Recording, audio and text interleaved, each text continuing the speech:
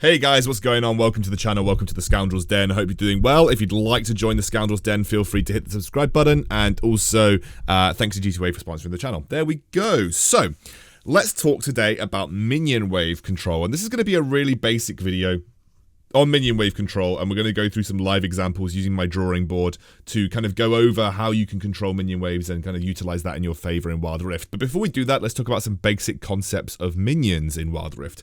So, from 0 minutes, so when the game starts, all the way up to 12 minutes 15, the minion waves comprise of 2 melee minions and 2 ranged minions for the first 2 waves, and then every third wave, 2 melee minions, 1 ranged minion, and 1 cannon minion. These are called cannon waves. Waves spawn every 25 seconds, and this is the waves that kind of comprise the first 12 minutes of the game. From 12 minutes 15 onwards, the minion waves become 2 times melee minions with 1 ranged and 1 cannon minion, so like the third waves for the first 12 minutes, and then it alternates with 2 melee minions and 2 cannon minions. So it becomes much beefier and much more powerful from 12 minutes 15 onwards. The value of the minions are as follows. You get 40 gold for last hitting a melee minion, you get 65 gold for last hitting a ranged minion, you get 85 gold for last hitting a cannon minion, and a super minion if you last hit it, and a super minion is one of the minions that spawns when the enemy kills your inhibitor turret. That gives you 120 gold. And the concepts that we're going to be talking about today are as follows. I'm not going to cover every single concept, but these are kind of like the main concepts that you'll need to know to kind of understand and learn to begin to control minion waves. The first of which is freeze. The freeze concept is where you keep the point at which your wave meets the enemy wave near your tower. These concepts generally tend to work better in the side lanes where the lanes are longer. The second concept that you're going to hear me talk about is shoving the wave, pushing the wave as quickly as you can towards the enemy tower, usually to deny them experience and gold. The next concept is stacking or slow pushing a wave. This is by building up a larger wave to push to the enemy tower with the goal of either diving them and denying them a huge amount of minions, or using it to push the enemy tower and have a lot of minions to soak damage so that you can get the tower for free. Another concept is bouncing the wave. This is pushing the wave to the enemy turret so that the wave then eventually comes back towards you. This is a good way of resetting a bad push, or if you've unfrozen the lane and you want to get it to freeze again in the future, you're going to need to get it to bounce first, and the best way to bounce a minion wave is by pushing it towards the enemy turret. Resetting the wave. This is having the enemy tower clear your wave so that the waves again meet in the middle.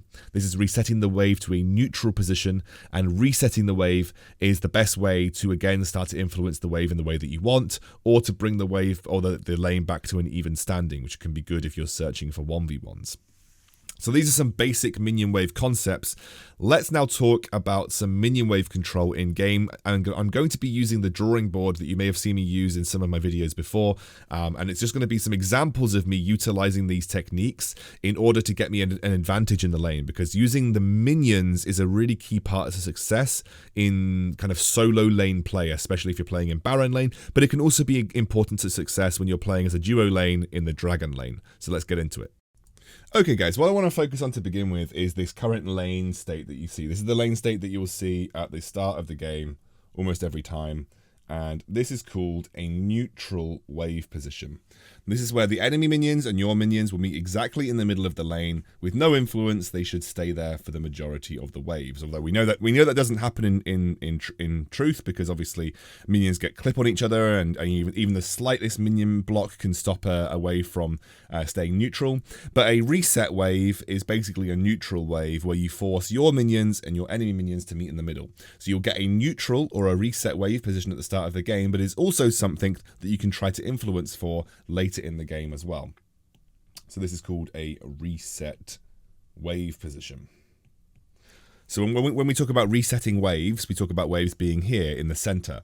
What a reset wave allows you to do is start to influence the wave from the beginning. It gives you a blank slate to start to influence your minions and also your waves, but it also puts your lane in a position where there is no major advantage for you or your opponent, which means that you can look for 1v1 duels, you can ask for jungle influence, but you're also not as at risk to jungle influence from the enemy as well. So a reset wave is a completely neutral state that allows you to influence the wave however you like from this position onwards.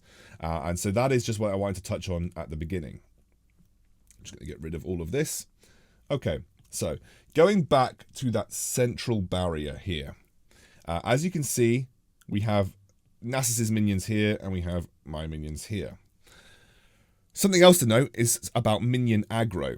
If I cross this line, so that I'm going to just cross-hatch this area here. If I cross that center line and I attack Nasus, if he is in that minion wave, I am going to be attacked by the minions. If you attack an enemy champion when you are in the enemy champion minion range aggro, they will begin to attack you, or if you're in the enemy minion range. So if I were to step into this cross-hatched area while Nasus was in the area and I land a basic attack on Nasus, the enemy minions will start to attack me. And that is how you draw minion aggro in Wild Rift. That is obviously, for most champions, something that you're going to want to avoid. But let's just play this clip a little further. Jax is one of the few champions where really it makes a bit of a difference.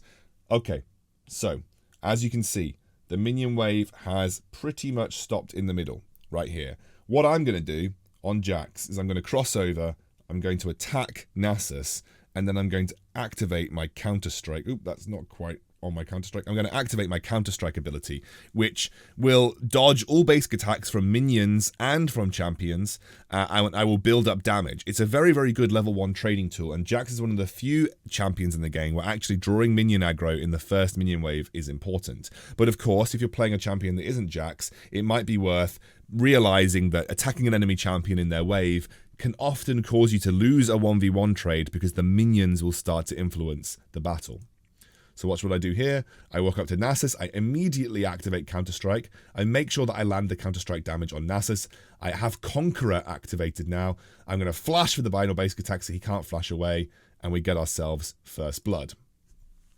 When you kill an enemy in lane, the best response, most of the time, a little bit harder to do in Wild Rift because respawn timers are so quick, but the best response is to then rapidly kill, oop, that's not even on target, rapidly kill the enemy minions and push them towards the tower. You're going to see that I do that here very quickly.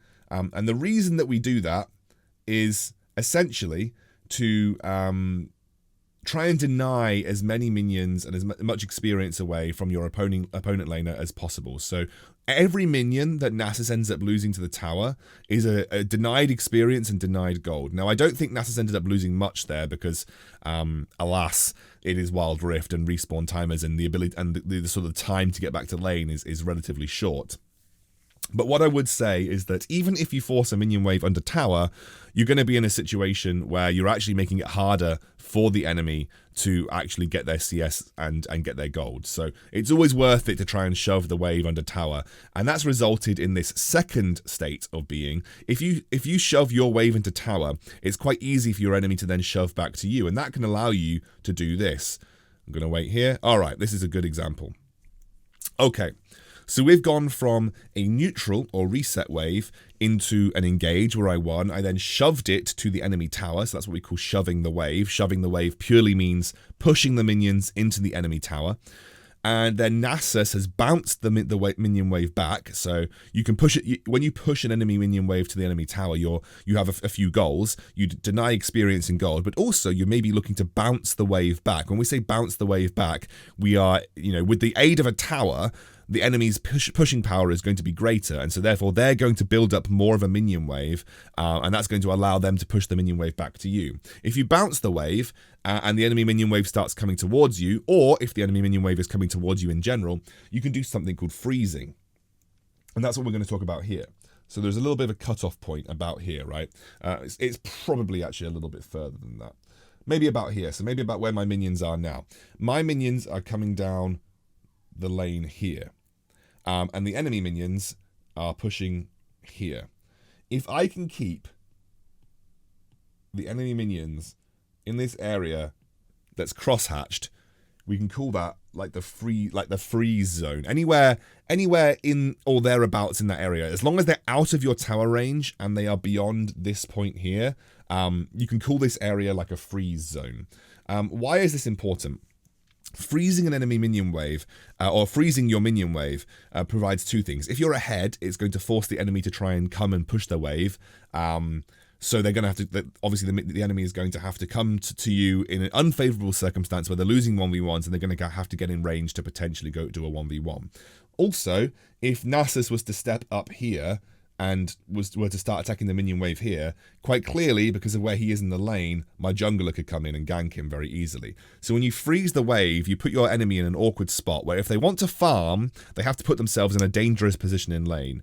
And if they want, and especially if you're ahead, like I am, if they want to step up to the lane, even without the jungler, if they want to step up to get the gold, they have to put themselves in a scenario where you're potentially going to find another 1v1 with them. So freezing the wave is a really good way to deny the enemy experience and gold, and also make the enemy have a really difficult time in lane, and it's a very good way to compound your advantage. So if you're doing well in lane, it's a very good way to compound your advantage.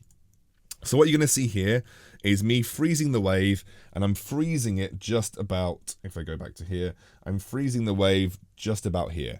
So I'm trying to generally freeze the wave in this area. And again, if Nasus steps up, there is jungle pressure, and I can also look for the 1v1. How do you go about freezing, though? Well, it's not an exact science, but it really comes down to just juggling. You always want to make sure that your enemy minion wave has essentially slightly more minions than yours does. And essentially, you only want to last hit them. What I'm doing here is I'm reducing the backline pressure from the enemy minion wave. I'm killing off one of the ranged minions. The melee minions are tankier, and it's easier for them to absorb damage. The ranged minions deal the most damage. So what I've done here is I've made it so that there is just a siege minion left over for the enemies, and I'm essentially trying to keep the wave frozen where it is right now. Unfortunately, I thought my jungler was getting into a bit of a situation, but again, I'm just trying to keep the minion wave frozen around this area right now. And again, it's all about just making sure that I balance that the enemy minion wave has slightly more minions than my minion wave. You really don't want to get the tower involved. If the tower starts getting involved, that's where the issues start to come through. So as you can see here, I'm still keeping it in this area. And again, I'm just trying to last hit where I can. Nasus is forced to use his range. And as soon as he steps up, so as soon as he steps up to that minion wave, we're looking to punish him. We're now obviously level 5. Now, unfortunately, I mean, we obviously burnt his flash here. Unfortunately, due to that engage, I drew minion aggro, which meant that we've unfrozen the wave. But if I'd got the kill, we would be able to then potentially shove. And this leads us on to our next lane theory, which is essentially slow pushing. So what you saw there in the lane freeze was me denying Nasus experience and gold. He was a level down on me. He wasn't able to step up to the minion wave. We made his life pretty bad. But unfortunately, when I went for the engage, that meant that I unfroze the wave. And now I'm having the wave start to push towards him. So what I'm doing instead of hard shoving, because there's no way that I'm going to get this minion wave to the tower before he gets back to lane. What I'm doing is what's called slow pushing. So I'm just gonna as I'm obviously about to get into a engage. I'm just going to explain what slow pushing is. What you're noticing is I have a very large contingent of minions over here. And what I'm doing, instead of pushing, and instead of basic attacking and using abilities to clear the wave as quickly as possible, I'm letting my minions do the majority of the work, and then I'm just last hitting the minions in lane. And what that is doing is that's giving extra time for me to build up more minions over here. And what I'm intending on doing is crashing this very large minion wave into the enemy tower. Now, if I kill Nasus here, that gives me two outcomes. If I kill Nasus, because I've got a 2-level advantage because I froze the wave and made it difficult for him to be in lane. If I kill Nasus here, I can crash that very large minion wave into tower, and I could potentially take tower, because the tower is going to have to get through a lot of minions, and I'm going to take the tower very quickly now that I'm level 5 and above. Secondly, it just means that it's going to be harder for Nasus to get the gold on last hits. That's the other thing that you need to be aware of. It's going to be harder for Nasus to get the gold on last hits. So let's play this out. And again, just trying to punish Nasus as much as possible here. He doesn't step up too much, but again, there's quite a lot of minions that he's missing out. And again, I'm still just trying to go for the last hits in this scenario.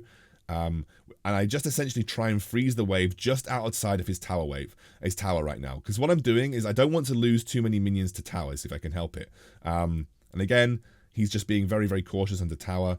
And I'm going to slowly push this in to his tower range. And again, it's just about denying the gold from him in that scenario. Now, he obviously cleared out quite a lot. If I'd got the kill there, that might have been a better scenario for me to go for the tower push. But because we got those minions under tower, and because he was able to clear them out, we ended up with, again, a completely reset wave state. So what I did there is I tried to push and bounce and crash a minion wave into the tower. Unfortunately, too many of them died before I was able to get them into the tower range. But what that has allowed me to do, and NASA's kind of contributed to it, is that they all died under the tower before the next minion wave came through. And because there was no delay in his enemy minion wave coming this way, and there was no delay in my enemy minion wave coming this way, we have entered back to a neutral wave state. We reset the wave. And that is some very basic concepts of laning and kind of like how we look at some basic lane techniques, all in one game as well. So we're going to jump to another game. We're going to talk about some more. We're going to kind of go over these concepts in a little bit more detail as well. So here we have another game, and you're going to see me do the same trick with the Counter-Strike. As you can see, the minion wave, not even close, Kiernan. As you can see, the minion wave is about here. What I'm going to do is once I hit level 3, you're going to see Yasuo kind of in this area.